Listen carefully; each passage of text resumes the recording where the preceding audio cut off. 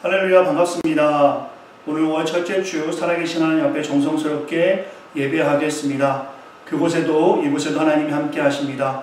마음을 정돈하시고 정성스럽게 이 시간 사도신경으로 우리의 신앙을 고백하겠습니다. 나는 전능하신 아버지 하나님 천지의 창조주를 믿습니다. 나는 그의 유일하신 아들 우리 주 예수 그리스도를 믿습니다.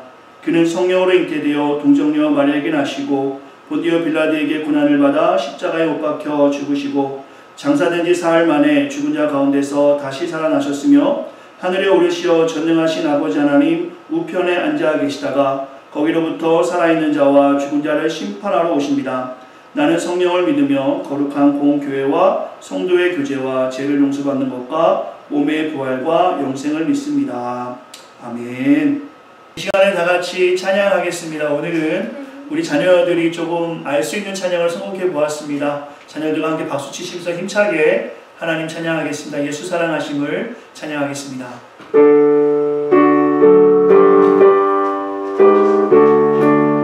마음을 다해서 고백합시다. 예수 사랑하심을 성경에서 배웠네. 우리는 약하나 예수 권세만 돌아. 날 사랑하심, 날 사랑하심, 날 사랑하심 성경에 쓰셨네. 나를 사랑하시고 나의 죄를 다시서 하늘 문을 여시고 들어가게 하네. 날 사랑하심, 날 사랑하심, 날 사랑하심 성경에 쓰인 4절 찬양합니다. 세상 사는 동안에 나와 함께 하시고 세상 떠나가는 날 천국 가게 하소서. 날 사랑하심, 날 사랑하심, 날 사랑하심 성경에 쓰였네. 우리 찬양 하나 더 하겠습니다. 야곱의 축복. 함께 서로를 바라보면서 축복하는 마음으로 찬양하겠습니다. 이 시간 자녀를 받고 축복하는 마음으로 함께 찬양하겠습니다. 서로를 축복합니다. 사랑하는 성도들을 축복합니다.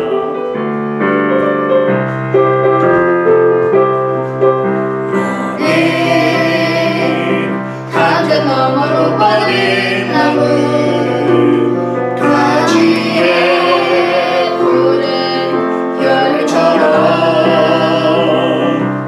하느님의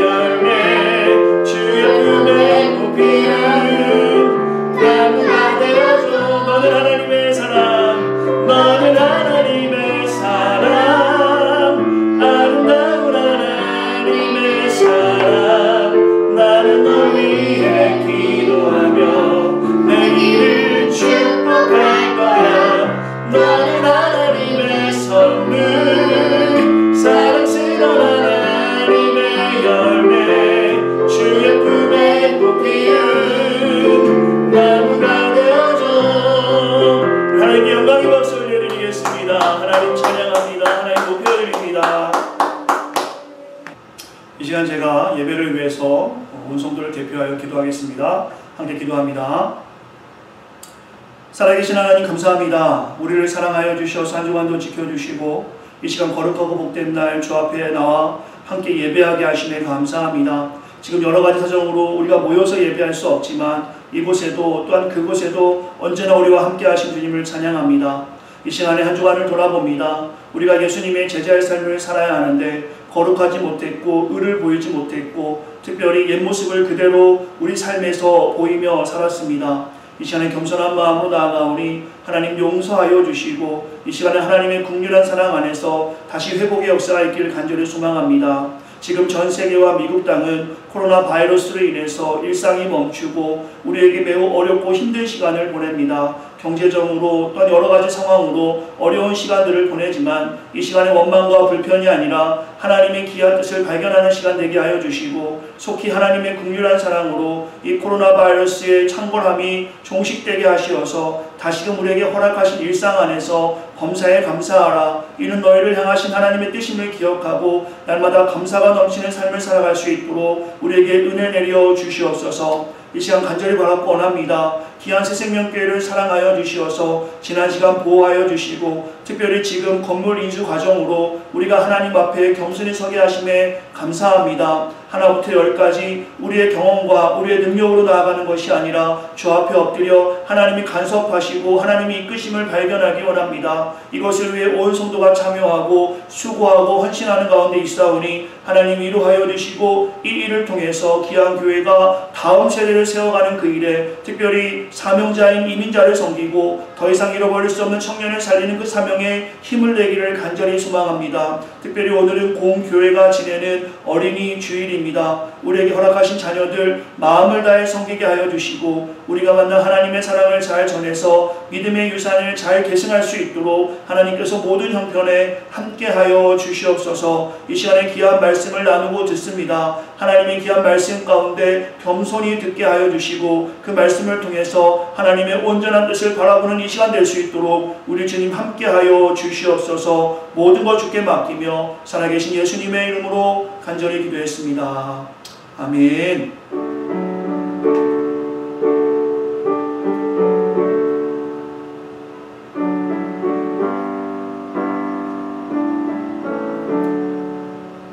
우리 이 시간에 찬양 하나 더 하겠습니다. 찬송가 288장 찬양하시면서 준비한 예물이 있다면 이 시간의 예물을 또 바라보시면서 드리는 마음으로 함께 찬양하도록 하겠습니다.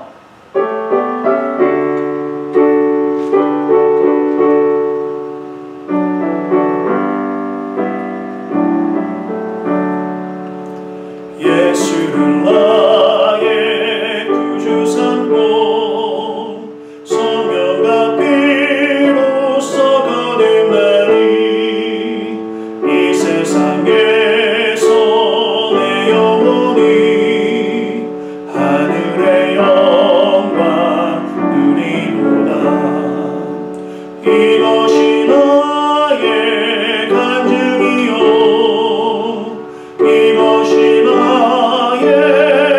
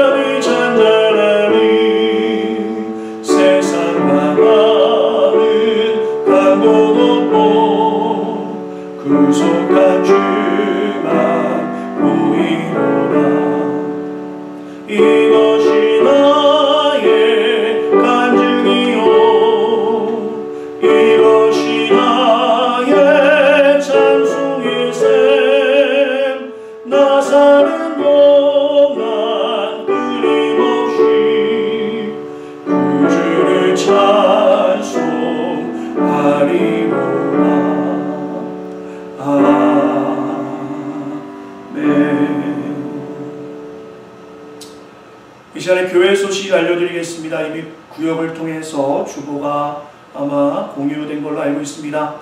특별한 교회 소식은 없습니다. 계속해서 교회 함께하는 123 프로젝트에 온 성도가 참여해 주시고 주보 하단에 보시면 한 주간 읽을 성경 본문이 기록되어 있습니다. 함께 그 본문을 따라가 주시면 감사하겠고요. 계속해서 자매 성경 공부가 성황리에 진행되고 있습니다. 수요일 오전 11시에요. 성도님들 함께하기 원하시는 분들 신청해 주시고요. 혹시 못 하시는 분들은 또 영상을 따로 이렇게 만들고 있습니다. 필요하신 분들에게 제가 드리도록 하겠습니다. 아침 묵상 동일하게 화요일, 목요일, 토요일 오전 6시 30분에 있고요. 또한 뉴스그룹도 매주 금요일마다 모임이 있습니다. 인수위원회도 모임을 3시에 하고 있습니다. 계속해서 온라인으로 우리가 예배하고 있습니다. 저는 스테이 홈 오더가 4월 말에 좀 막통되고 5월 달부터 좀 완화될 줄 알았는데요. 특별한 완화는 없고 계속해서 그 명령이 진행되네요. 온라인 예배를 하지만 그곳에도 이곳에 함께 하십니다. 정성스럽게 예배해 주시면 감사하겠습니다. 또한 헌금하기 원하시는 분은 교회 메일이나 킥페이를 사용하실 수 있고요. 건물 구입 헌금, 목적 헌금도 계속 진행 중입니다. 마음이 감동되시고 자유롭게 참여해 주시기를 바랍니다. 오늘부터 예배 중에는 어린이 설교를 합니다. 자녀들이 할 수 있는 활동 자료도 구역을 통해 저희가 나누어 드리도록 하겠습니다. 오늘 건물인수위원회 모임과 정기 운영 모임이 있습니다. 시간을 기억하시고 이따 오후에 또 온라인으로 뵙도록 하겠습니다.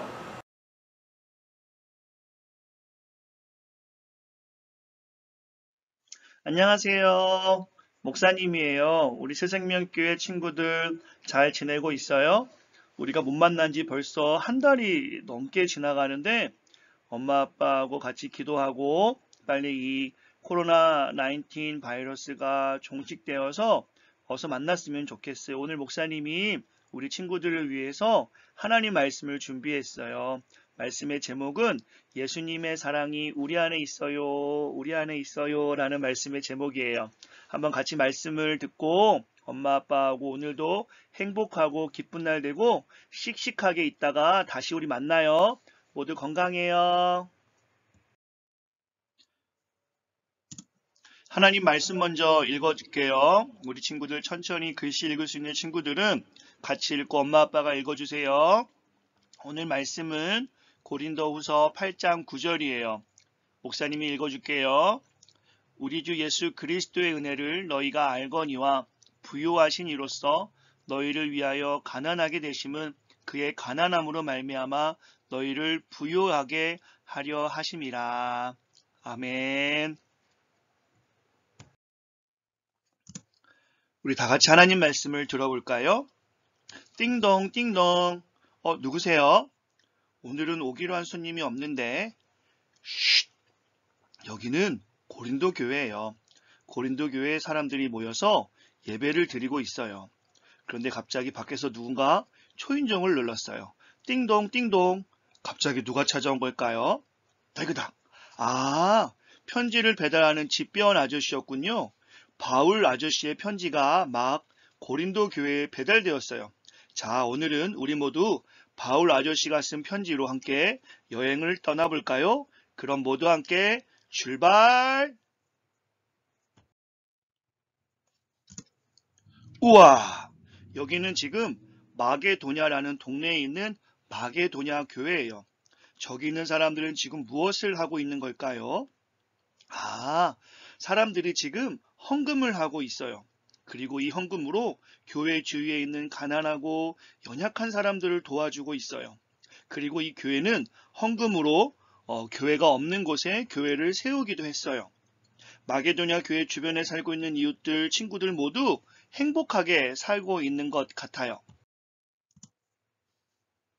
봐봐요. 얼마나 사람들이 행복한 미소를 짓고 있는지 몰라요.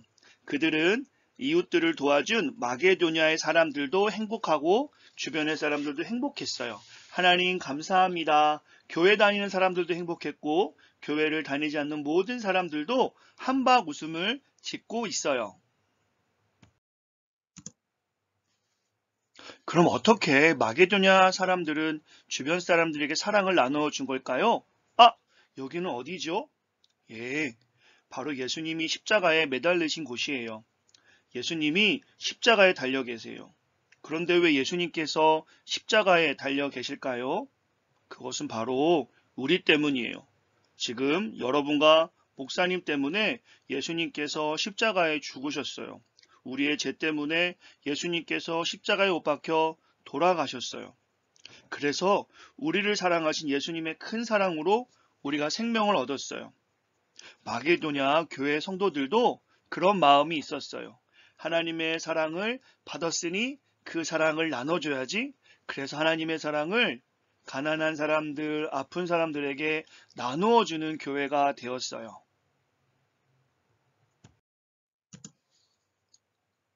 우와! 이제 바울 아저씨가 쓴 편지가 모두 끝이 났어요. 사람들은 마게도냐 교회의 사람들과 예수님의 이야기를 듣고 참 기뻐요. 예수님의 사랑은 놀랍고 아름다워요. 우리는 예수님의 사랑으로 우리 또한 다른 사람들을 도울 수 있어요. 예수님의 사랑으로 다른 사람을 도와주고 기도할 때 우리는 모두 행복할 수 있어요. 우리는 힘이 많이 부족하지요. 어리지만 우리 안에 계시는 성령 하나님이 우리를 도와줄 거예요. 한번 같이 해볼까요? 하나님 감사합니다. 하나님 사랑합니다. 우리도 하나님의 사랑을 전하겠습니다.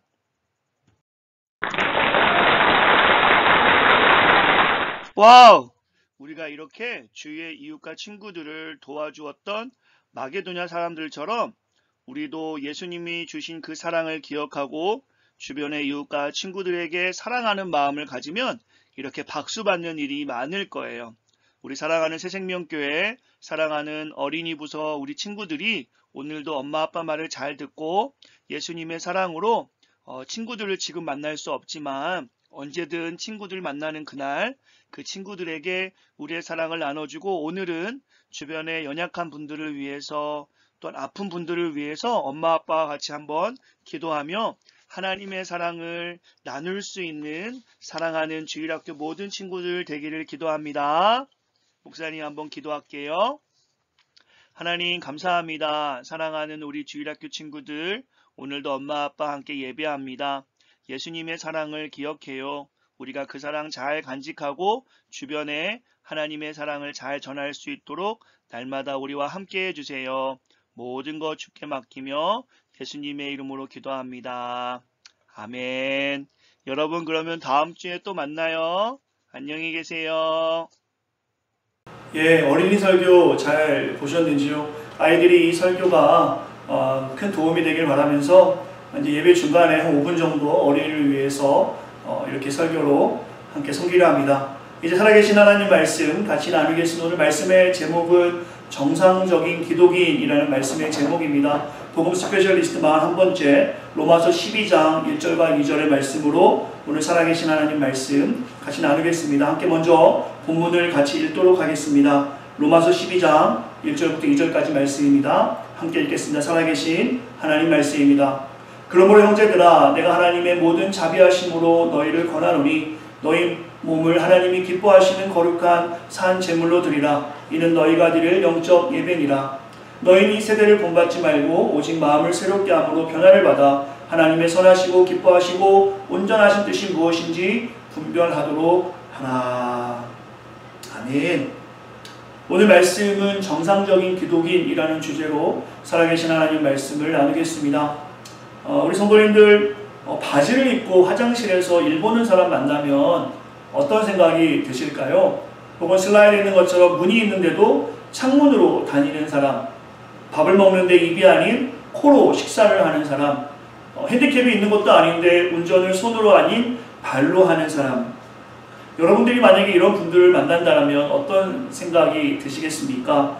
이것이 정상일까요? 이런 사람을 보면 아마 불편할 것입니다. 예, 비정상의 모습을 보면 불편해지는 것이 맞는 것이죠. 한국교회 미래 지도라는 책이 있습니다. 이곳에서 이 책에서는 이런 상황들에 대해서 교회에 온전하지 못해지는 상황에 대해서 지적하고 있는데요.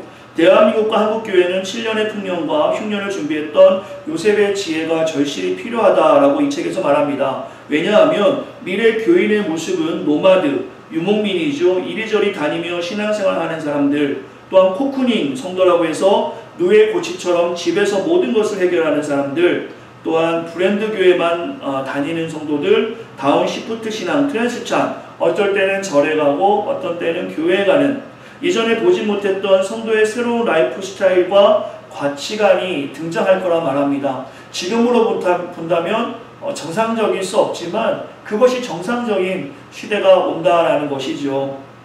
이것에 대해서 문제점을 지적합니다.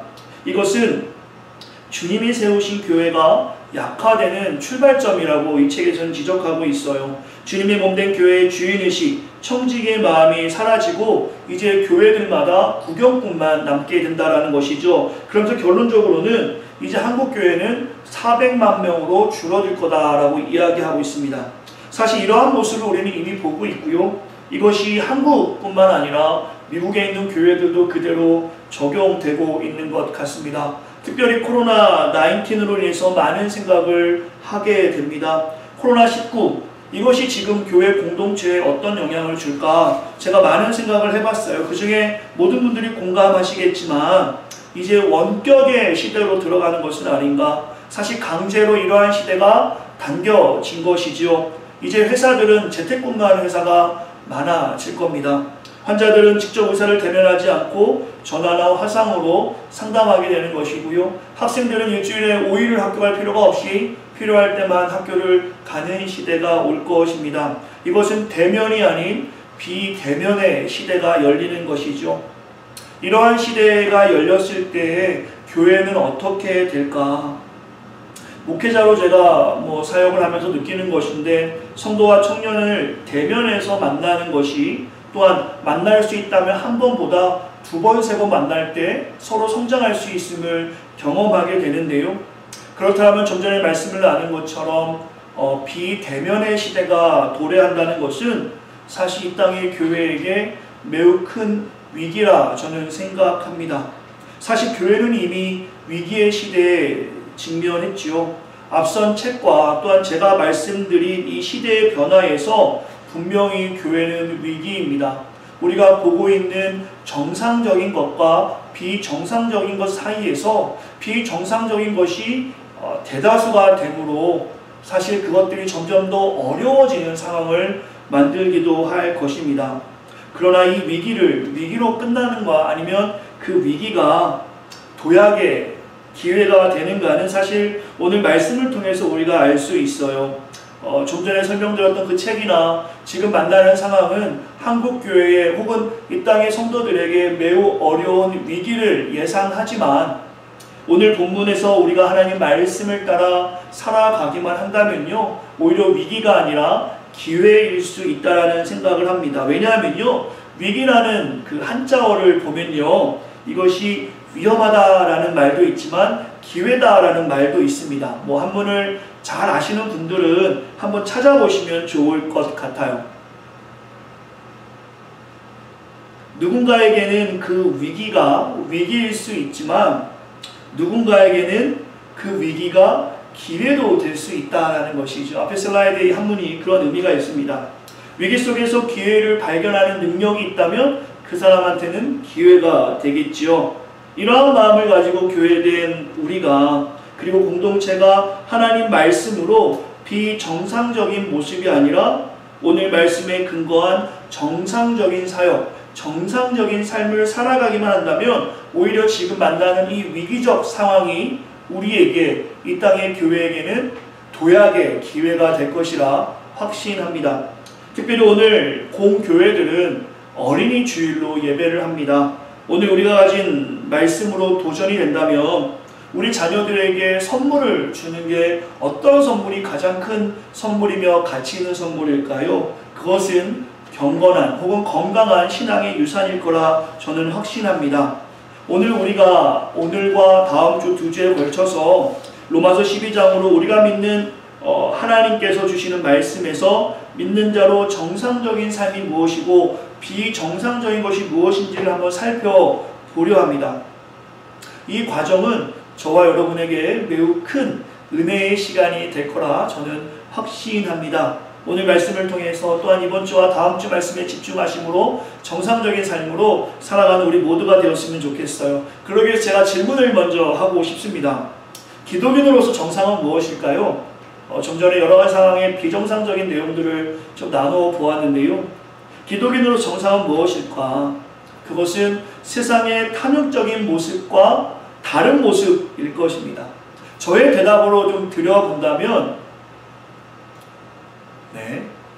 저의 대답을 드려본다면 저는 기독인으로서의 정상은 정결, 정직, 정의, 정성스러운 삶이 아닐까 생각해 봅니다. 사실 이것은 비범한 특징이 아니라 정상적인 우리의 특징이 되어야 한다는 것이죠. 정결은 무엇일까요? 그건 주님 닮은 거룩성을 이야기합니다. 주님 닮은 거룩성. 지금 우리가 정결합니까? 정직은 무엇입니까? 거짓된 것에서 벗어난 것을 말합니다. 지금 우리가 정직한가요? 정의는 무엇입니까? 불의함에서 몸부림치는 것. 우리가 지금 정의로운가요? 정성은 무엇입니까? 무엇이든지 하나님께 하듯 하는 것입니다. 그렇다면 질문해 보죠. 우리가 정성스럽게 삶을 살아가고 있습니까? 만약에 이러한 것에서 우리가 Yes I do 하고 한다면 우린 정상적인 삶을 살아가는 것일 거예요. 그러나 대답을 잘하지 못한다면 혹시 우리는 죄송하지만 비정상적으로 사는 것은 아닌가. 세상에는 하나님을 믿지 않는 사람들은 이렇게 비정상적으로 살 수도 있지만 하나님을 믿는 우리들은 분명히 달라야 합니다. 이것이 세상을 닮지 않는 모습일 거예요. 저는 미래학자도 아니고 전문가도 아니지만 분명한 것은 교회가 위기라는 것입니다. 미래의 교회에는 오늘보다 더 어려운 일이 생길 것입니다. 그러나 오늘 살아계신 하나님 말씀을 통해서 새생명 성도들과 함께 교회의 현재, 미래에 대해서 고민하며 하나님께서 주시는 말씀으로 오늘 우리가 어떻게 살아가야 하는지 살펴보고자 합니다. 이렇게 설교를 하니 참 쉽지 않아요. 성경 느껴지지만 지난주도 그랬고 이번 주도 그랬고요. 사실 이 설교들은 사랑하는 성도들과 좀 눈을 맞추면서 호흡하면서 이렇게 여러분의 호흡도 들으면서 설교를 좀 하고 싶은데요. 상황이 허락지 않으니 참 힘들게 말씀을 전하고 있지만 집중하여 오늘 말씀의 귀를 좀 기울여 보시길 바랍니다. 오늘은 전체 본문의 서론적인 형태이고요. 다음 주에 또 본론적인 형태와 실전적인 상황을 나눌 수 있을 것 같습니다. 오늘 우리가 또 여러분과 제가 섬기는 교회가 미국의 한 지역에 제한되어 있고 당장 한 주 한 주 하나님의 은혜가 필요한 상황이지만 조금 더 크게 하나님의 뜻을 보며 오늘 말씀으로 우리가 하나님의 뜻을 좀 살펴보았으면 좋겠어요. 이 어려움, 이 위기, 이 비정상적인 세상에서 우리가 어떻게 살아야 하는지 오늘 성경을 통해서 그 답을 찾아보고자 합니다. 이 시간 함께 정성스럽게 교회는 건물이 아니라 우리임을 기억하고 교회된 자로서 하나님 말씀을 듣고 헌신의 마음으로 나아가기 원합니다. 본문 보실게요. 오늘 우리가 함께 읽을 본문 12장 1절부터 2절은 하나님이 요구하시는 헌신된 제자의 삶이 무엇인지를 말씀해 주고 있습니다. 또한 그 제자들이 실행해야 되는 구체적인 방법들도 말씀해 주고 있고요. 특별히 그 구체적인 방법 안에서 3절부터 21절까지 보시면 예수님의 제자로 변화된 우리가 어떻게 행동하고 어떻게 살아야 하는지에 대해서 말씀해 주고 있습니다. 결론적인 말씀을 먼저 나누자면 정상적인 기독인의 삶과 사역은 하나님이 우리에게 하신 일을 바로 인식하고 우리의 삶에 그것을 적용할 때 이전에는 죄를 짓는 데 사용했던 우리의 몸이 하나님께 예배하는 몸으로 사용되는 것, 이것이 정상적인 기독인의 삶입니다. 이것은 사실 강압적으로 이루어지는 일은 아니에요. 해라 푸시한다고 되는 일은 아닙니다. 기독인인 우리가 하나님의 은혜를 자연스럽게 깨닫고 그 깨닫은 은혜 가운데 자연스럽게, 이것은 매우 논리적인 전개라고 저는 보는데요. 이 땅에서 보고 있는 안타까운 문제들이 우리가 예수의 제자가 돼서 그 행동을 자연스럽게 하기만 하면 많은 부분이 해결될 것이라 저는 확신합니다. 이 시간 여러분에게 한번 이렇게 질문해 드리고 싶어요. 오늘 우리가 만난 교회의 문제들 뭐든지 한번 생각해 보십시오. 지금 이 시대에 만난 교회의 문제들 해결할 수 있습니까? 한번 대답해 보시겠어요? 예. 1번입니다. 할 수 있어요. 우리가 할 수 있습니다. 지금 어떤 문제를 만나던 어떤 일이 생기든 우린 감당할 수 있어요. 그러나 중요한 것은 정상적인 기독인이 할 수 있습니다. 세상을 닮은 기독인은 이것을 할 수 없어요. 오늘 말씀은 그래서 정상적인 기독인, 제가 어떤 extraordinary, 어떤 비범한 기독인을 이야기하는 것이 아니라 정말 그리스도의 피 묻은 십자가를 기억한다라면, 정말 저와 여러분들이 그리스도가 우리에게 하신 일들을 경험했다라면 이 시간에 우리가 오늘 본문 말씀 속에서 어떻게 해야 되는지 이것을 발견하기만 하면 지금 우리가 만나는 많은 문제들, 교회를 통해서 일어나는 안타까운 문제들이 분명히 해결될 거라 저는 확신합니다. 같이 그런 마음을 가지고 미래사회 또 비대면의 시대, 앞으로 많은 상황이 변하고 바뀌는 그 시대에 우리가 어떻게 살아야 하는지 같이 한번 살펴보겠습니다. 저는 지난 1년 4개월 동안 로마서를 강의하고 있습니다. 몇 번 설명드렸는데요. 로마서는 두 부분으로 나눌 수 있어요. 1장부터 11장에는 닥트린, 교리적인 부분이고요. 또한 12장부터 16장까지는 실천적인 부분입니다. 지난주 잠깐 나누는데 세분하다면 1장부터 8장까지는 개인의 구원 문제고요. 9장부터 11장까지는 인류의 구원을 중심으로 다루고 있어요. 지난 시간 내용을 좀 기억해 보시겠어요? 우리가 잘하면 복음이 전해진다. 신앙생활 우리가 잘하면 교회를 떠났던 수많은 사람들이 돌아올 수 있다. 이게 바로 구원에 관련된 문제였습니다. 1장부터 11장까지 저는 그 말씀을 나누었고요. 오늘 다루는 12장부터는 이제 실천적인 부분입니다. 1장부터 11장 교회에서 말하는 혹은 기독교 교리를 잘 들었다라면 이제 그 교리에 합당한 실천하는 기독인으로 살아야 한다는 것을 말씀하고 있는 것이죠. 1장부터 11장까지는 하나님과 인간과의 관계를 말하는 것이고요. 또한 그 부분에 대해서 이제 그리스도인으로서 머리로 알았으니 Let's do it! 실천적인 부분은 어떻게 해야 되는가? 12장부터 그리스도인으로서 어떻게 살아야 하는지에 대해서 말씀하고 있는 중요한 장면을 오늘 우리가 시작하고 있어요. 사실 교회들에 대해서 많은 사람들이 의문을 가지고 있고 혼란해합니다.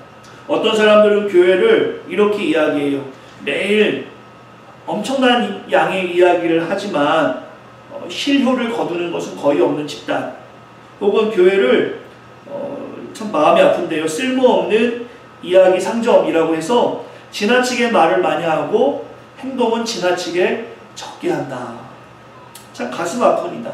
왜 교회와 성도들이 이런 평가를 듣는 것일까?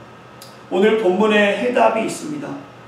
그러므로라는 말이 나오는데요.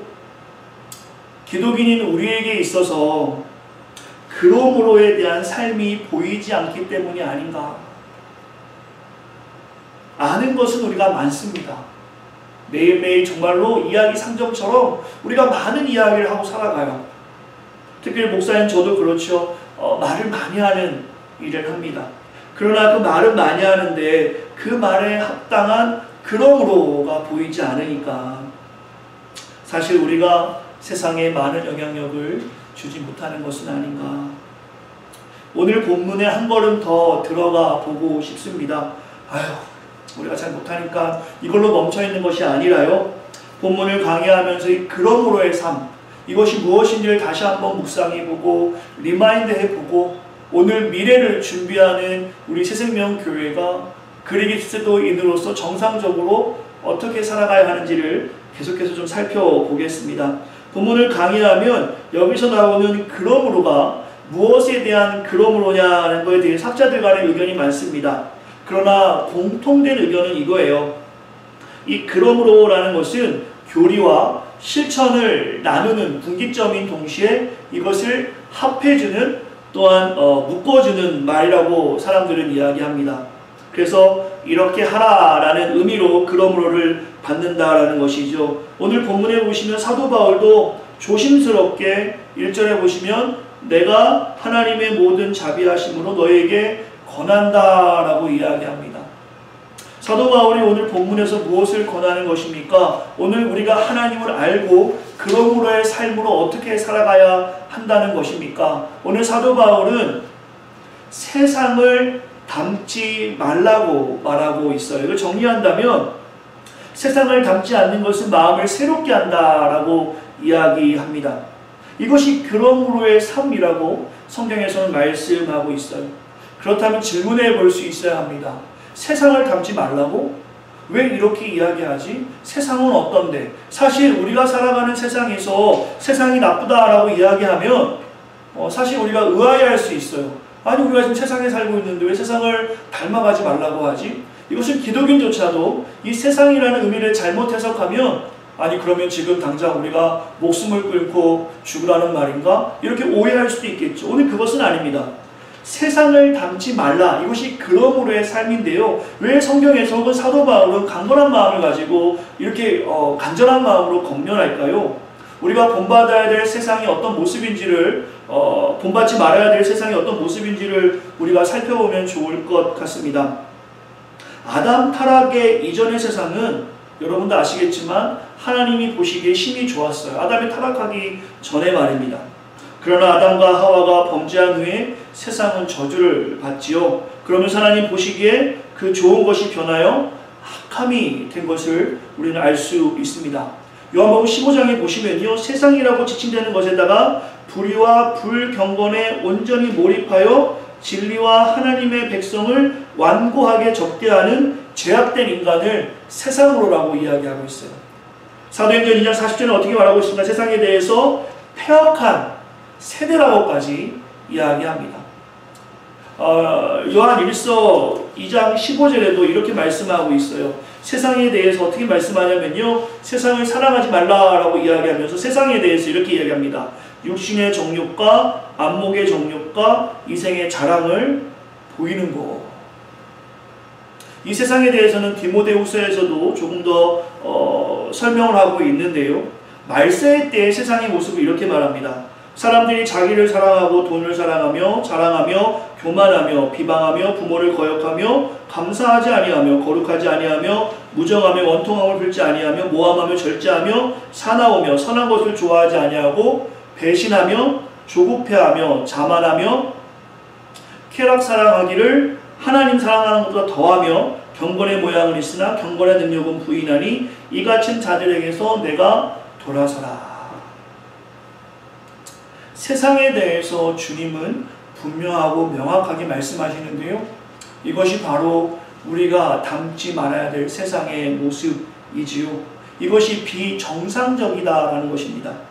2절 중반부에서 마음을 새롭게 하라라고 말씀하고 있는 것은 이 마음을 새롭게 하지 않으면 이 비정상적인 것에 우리가 끌려갈 수밖에 없다라는 것이에요. 이 마음이라고 번역된 헬라어는 누스라는 것인데요. 이것은 어떤 감정이나 느낌을 의미하는 것은 아닙니다. 이것은 생각, 의지, 이성, 또한 지성, 이것을 말하는 것인데요. 사람이 이성적이고 지적인 판단 기능을 가지고 있는데요. 자신의 관점, 판단에서 벗어나서 하나님의 관점으로 돌아서라고 오늘 말씀하고 있는 기독교의 중심이 바로 마음에서 시작됨을 신앙의 중심이 바로 마음에서 시작됨을 오늘 성경에서 말씀하고 있는 것입니다. 그러므로 마음을 새롭게 한다는 것은 죄에서 돌아섬을 의미하는 거예요. 돌아선다는 것이 무엇이겠습니까? 회개의 시간을 갖는 것이죠. 이 악한 세상에 살면서 날마다 마음을 새롭게 한다는 것은 날마다 십자가 앞에 나와서 회개하고 예배하는 길밖에 없음을 성경에서 말씀해요. 이건 다음 주에 제가 좀 더 구체적으로 이야기할 텐데 이것은 주님과 깊은 묵상을 해야 가능한 일입니다. 한 주에 한 번씩 우리 건물인수위원회들과 함께 나누는 책이 있습니다. IVF 대표를 지냈던 고든 맥도날드가 영적인 열정을 회복하라 라는 책을 썼는데요. 그 책에서 우리의 분주함에 대해서 지적을 해요. 책의 서문을 보면 이렇습니다. 십자가상의 예수님의 사랑과 희생을 경험했다면 우리들 중 독실한 하나님의 사람이 되려는 열정이나 힘을 갈망하지 않는 사람이 누가 있겠는가? 우리의 믿음을 증거하고 싶어하는 열정, 우리 자신의 본능과 기질을 잘 통제하여 새 사람으로 살아가는 열정, 우리 모두가 갈망하고 있는 것은 아닌가. 그러나 많은 이들에게 있어 이것은 말뿐이고 열정을 찾거나 유지하는 것이 어렵다는 것이 문제이다. 영적인 열정을 회복하라라는 것은 정말로 단순하다. 무엇이 우리를 그렇게 피곤하게 하며 무엇이 하나님의 사람을 되고자 하는 우리의 소망을 빼앗아가는 것인가? 이것에 대한 해결책 중에 하나로 분주함을 해결해야 하는데 이 분주함을 해결하는 중요한 방법 중 하나가 주님과 고요한 시간을 얼마나 확보하느냐에 달려있다. 우리가 매우 바쁘다는 것이죠. 사실 우리가 마음을 새롭게 해야 이 세상을 따라가지 않는 것인데, 그 마음을 새롭게 하는 것은 주님과의 고요한 시간을 갖고 날마다 회개하고 예배자의 삶을 살아가야 하는데요, 그 시간을 확보하지 못하니까 우리의 마음을 새롭게 할 수 있는 시간들이 없다는 겁니다. 그러다 보니 나도 모르게 세상의 모습에 빨려 들어가는 것이죠. 그 비정상적인, 예수로서 정직하고 예수님의 자녀로 정직하고 정결하고 정의롭게 살아갈 우리가 비정상적으로 거짓된 삶에 그냥 빨려 들어가는 것이고, 정결하지 못한 삶에 그냥 빨려 들어가는 것이고, 정의롭지 못한 삶에 그냥 빨려 들어가는 것. 왜 그런 일이 일어납니까? 바로 주님과 고유한 시간을 우리가 확보하지 못하고 매일매일 그 분주함 속에 살아가기 때문입니다. 저는 하늘 보는 거를 되게 좋아해요. 근데 누군가 그러더라고요. 하늘을 많이 보지 못하는 경험을 갖고 있는 사람은 분주하게 살아가는 사람이에요. 자신이 얼마큼 하루에 하늘을 보느냐가 자신의 시간을 얼마큼 잘 활용하고 있느냐라고 질문해 볼 수 있다라는 어떤 분의 글을 읽은 적이 있는데, 뭐 맞는 말이라고 이야기할 수 없겠지만 저의 삶을 돌아보면 그런 것 같아요. 막 바쁘게 분주하게 지나가면 하루에 하늘을 한 번 바라보기도 어렵지만, 조금 여유가 있고 조금 시간을 가지면 한 번씩 하늘을 이렇게 바라보게 되는 경험을 하게 됩니다. 분주함에서 돌아서는 것, 바로 이 고요한 시간이 바로 회개의 시간으로 연결되는 것이고 예배의 시간으로 나아갈 수 있습니다. 이것이 우리의 마음이 새롭게 되어 회복된다라고 이야기할 수 있겠죠. 이때 우리는 오늘 본문 2절의 하반부에 하나님의 선하시고 기뻐하시는 뜻이 무엇인지를 분별할 수 있습니다. 이것이 매우 중요하죠. 오늘 사실 제가 여기까지만 다루려고 합니다. 다음 주에는 좀 본론적인 내용을 좀 다룰 거고요. 오늘 마무리를 한다면 이렇게 마무리할 수 있을 것 같아요. 우리 기독인의 정상적인 삶은 어떻게 살 수 있는가? 어떻게 살 수 있습니까? 마음에 달려 있습니다. 지금 우리의 인생을 맞춰서 바라보는 방향이 어디입니까? 그 바라보는 방향이 우리의 마음이에요. 그 방향이 하나님을 향해 달려있다면 우리 마음은 하나님께 향한 것이죠. 그러나 그 방향이 나를 향해 달려있다면 나의 마음은 나만 바라보는 것입니다. 여러분이 바라보는 방향이 하나님 나라입니까? 혹은 세상입니까? 답은 나왔어요.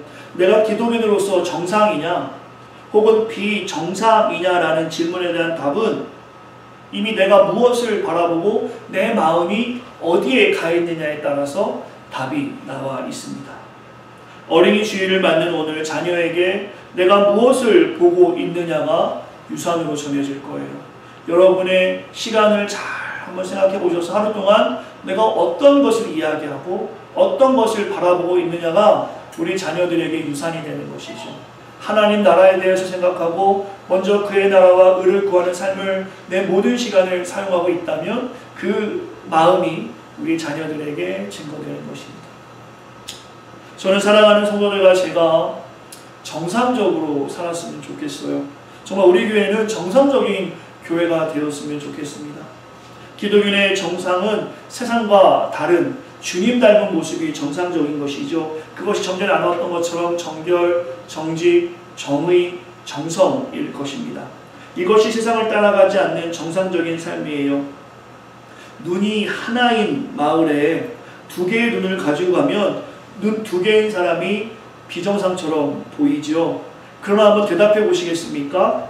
눈이 하나가 정상입니까? 두 개가 정상입니까? 한번 자신의 눈을 보세요. 하나를 가지고 있는지 두 개 가지고 있는지. 눈이 두 개가 정상이지요. 바로 이것입니다. 기독인으로서 우리가 세상의 기준을 맞추면 우리가 비정상처럼 보이기도 합니다. 주일날 또한 여러분 열심히 일해서 번 물질의 일부를 하나님께 드리고 또 주일날 교회 와서 봉사하고 시간을 드리고 여러 가지가 있지 않겠어요? 피곤하다고 이야기하면서 주일날 교회 가는 사람들 보면 세상 사람들이 얼마나 비정상적으로 보이겠습니까? 그러나 기억하시기 바랍니다. 하나님 나라의 기준으로 본다면 우리가 정상이에요. 영혼을 위해 산다. 이런 정상적인 모습을 가지고 세상의 비정상적인 모습을 볼 때 불편할 수 있어야 합니다.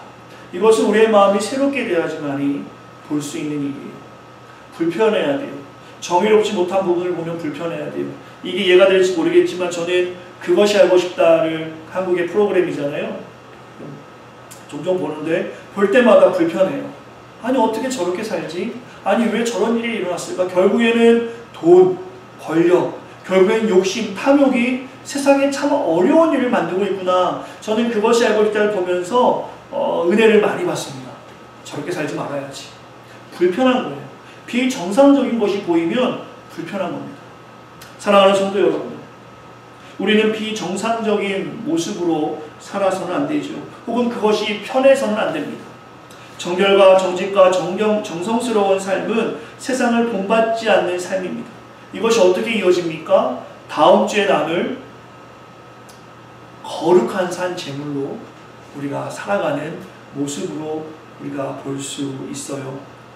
지금 우리는 무엇을 향해 달려나가고 있습니까?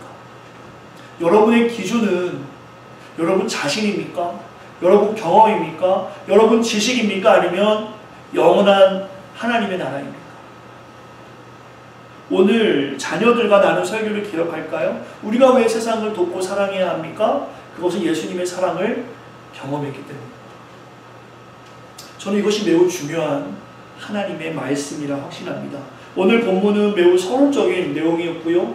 다음 주에 좀 더 깊이 나누겠지만 본론은 간단해요. 하나님의 선하신 뜻, 하나님의 기뻐하시는 것이 무엇인지를 알기 원하면 우리의 마음을 새롭게 해야 합니다. 이 새롭게 한다는 것은 뭡니까? 세상을 닮아가지 않는 것이죠.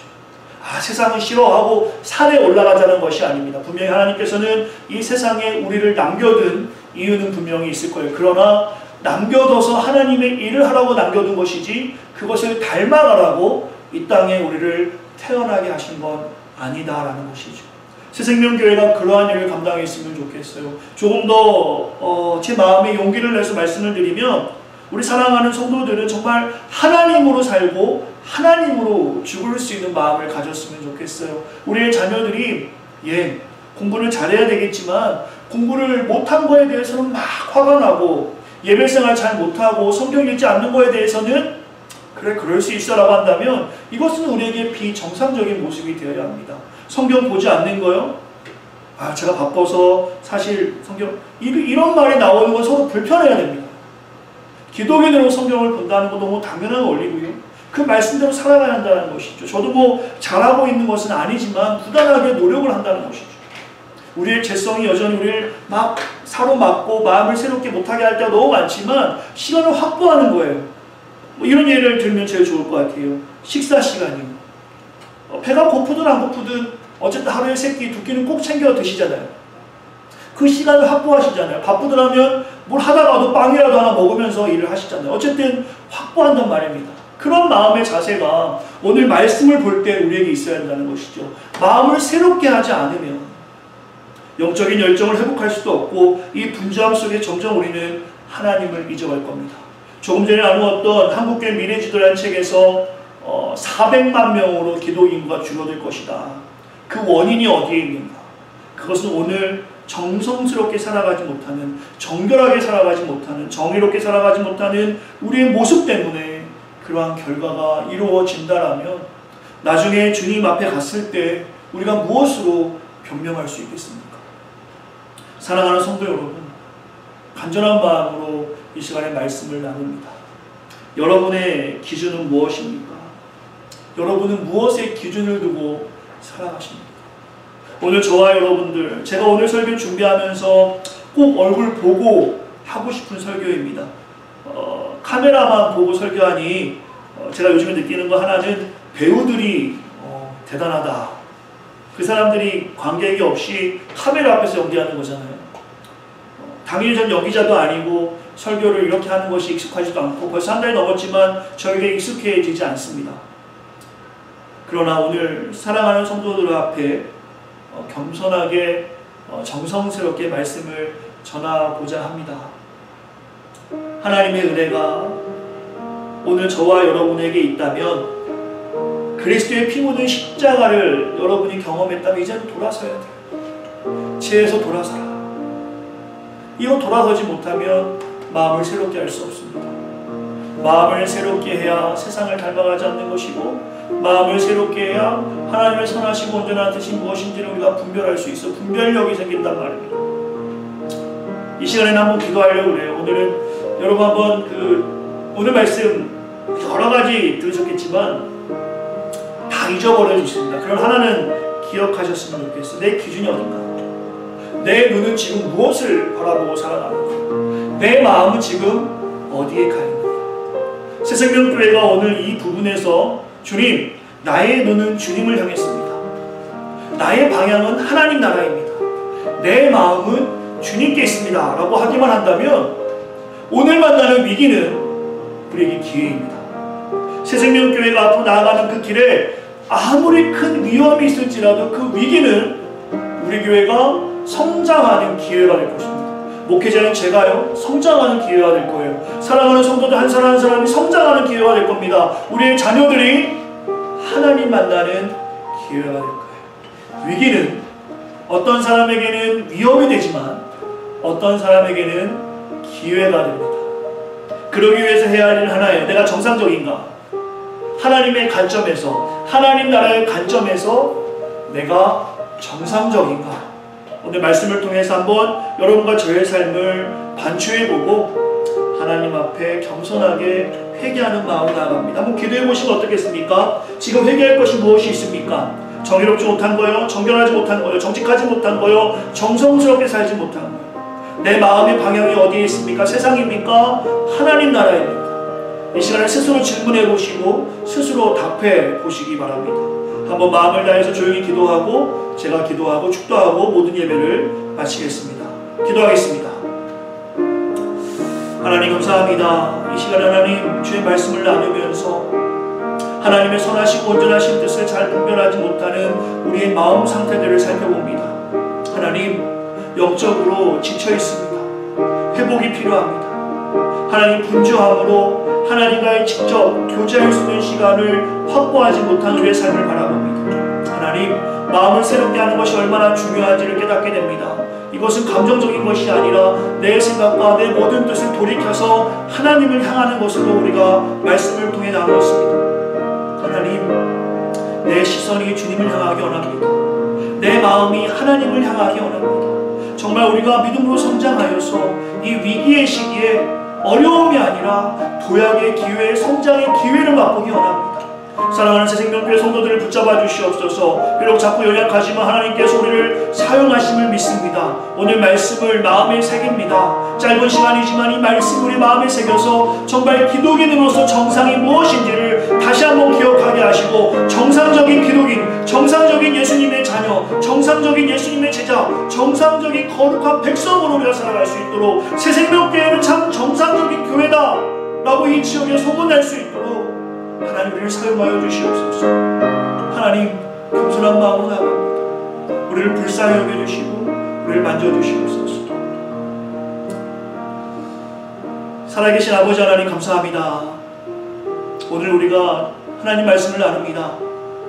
지금 만나는 이 위기가 우리에게 위험한 순간이 아니라 우리가 주님을 더 닮아갈 기회가 되게 하시고 더 성장할 기회가 되게 하시며 우리가 더 하나님의 자녀로 이 땅 가운데 영향력 있게 살아갈 기회가 되게 하시옵소서. 그러기 위해서는 먼저 오늘 말씀으로 우리의 삶을 반추해 봅니다. 내가 정상적인가? 세상의 비정상적인 것들을 볼 때마다 불편하여 더 거룩하게, 더 정직하게, 더 정의롭게 살려고 몸부림치고 있는가? 주님께서 말씀하십니다. 죄와 피 흘리기까지 싸워라. 내가 정말 그렇게 하고 있는가? 하나님, 이 시간의 말씀으로 우리의 마음을 다시 한번 살펴봅니다. 마음을 새롭게 하여 하나님의 기뻐하시는 뜻이 무엇인지를 발견하길 원합니다. 하나님, 오늘 나눈 말씀 가운데 큰 도전이 되게 하시고 특별히 우리 자녀들에게 좋은 것으로 매일매일 선물하고픈 마음이 가득합니다. 그 좋은 것이 신앙의 유산이 되게 하시고 건강한 신앙의 모습이 되게 하시고 영적인 열정이 되게 하여 주시옵소서. 이 시간에 마음을 다해 사랑하는 성도들 위해 기도합니다. 건강에 어려움이 없게 하여 주시고 또한 재정적으로 또한 어려움이 없도록 도와주시옵소서. 정말 마음을 다해 뜻을 다해 정성스럽게 하나님의 사명을 잘 감당하는 새 생명교회가 될 수 있도록 우리 주님이 붙잡아 주시옵소서. 모든 것 주께 맡깁니다.